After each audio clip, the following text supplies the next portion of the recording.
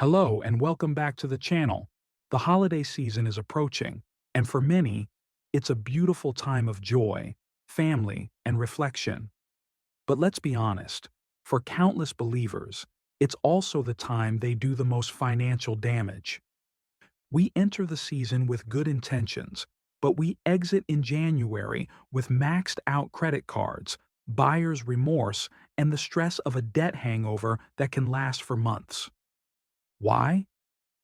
Because the pressure of culture, the commercialism, the comparison, the fear of disappointing others often overrides our faith and our financial wisdom. We forget that the true abundance of the season comes from Christ, not consumerism. Today, we are locking down 3 essential Bible-based tips that will help you enjoy a debt-free, stress-free, and truly joyful holiday season. These tips will unlock your Faithnance Flow and bless your life without sacrificing your financial future. Let's get after it.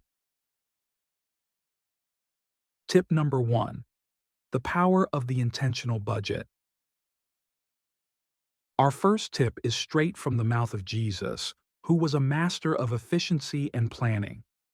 The Bible tells us to count the cost. Luke 14:28 says, "Suppose one of you wants to build a tower. Won't you first sit down and estimate the cost to see if you have enough money to complete it?" The holiday season is your tower. You cannot start decorating, shopping, or entertaining without first estimating the cost and committing to a number.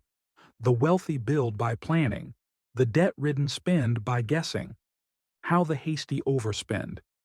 They start with general good cheer, buy gifts as they see them, add in travel expenses, and suddenly wake up to a massive credit card bill that they never budgeted for. How the diligent prepare. They use an intentional, written budget. They decide right now how much they can afford to spend on all holiday categories: gifts, travel, food, decorations, and charity. This is not restrictive, it's permission. A holiday budget gives you permission to spend within the boundaries of your freedom. It allows you to say no to debt so you can say yes to peace.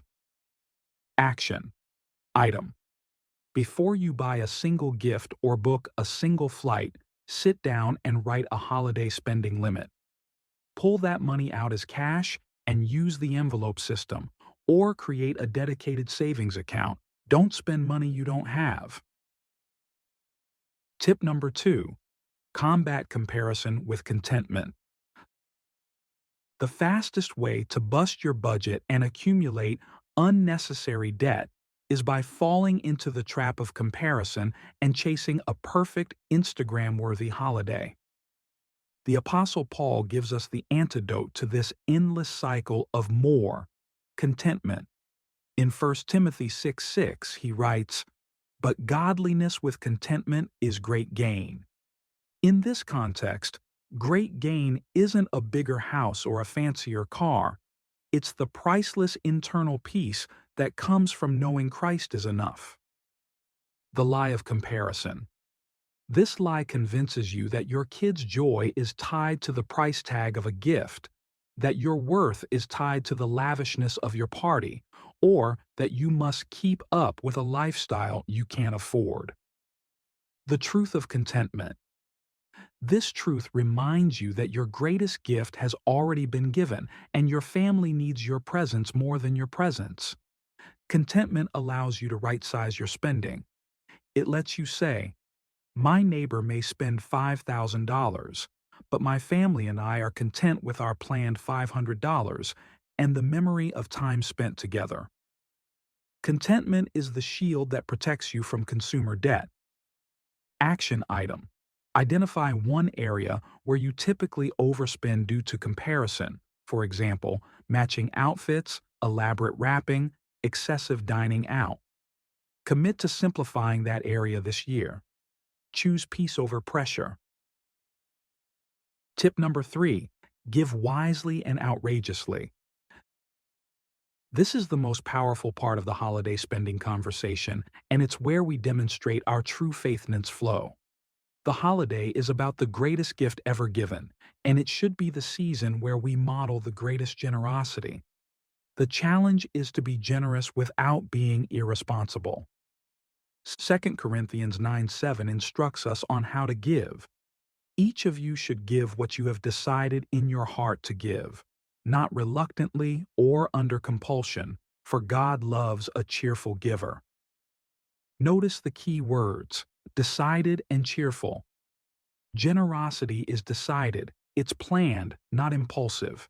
You budget for charity and intentional giving just like you budget for everything else. This ensures your generosity is sustainable and joyful. Generosity is cheerful. It's not compulsion, guilt, or pressure. You are not cheerful when you give out of debt. You're only cheerful when you give from your intentional abundance. Wise generosity might mean giving a gift of time, a gift of service, or a charitable donation in someone's name, instead of buying another piece of stuff that will soon be forgotten. It means choosing to be generous with your finances and your attention. Action item. Review your budget and dedicate a specific amount to intentional, debt-free generosity. Then, be creative. Choose to be outrageously generous with your resources without violating your financial peace. This holiday season, let's commit to living by these three truths. Plan intentionally, count the cost. Practice contentment, stop comparing. Give wisely, be generous, not compelled. You can celebrate beautifully, joyfully, and debt-free.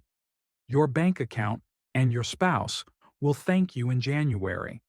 If this video spoke to you, then you know there are people in your life who need to hear this truth before the spending frenzy begins. Don't keep this a secret. Hit that share button right now and send it to 3 people. Let's start a movement to set God's people free from holiday debt. And while you're at it, like this video and subscribe to the channel for more Faithnance Flow to bless your life. We are releasing new kingdom-building content every week, and you don't want to miss it. See you next time.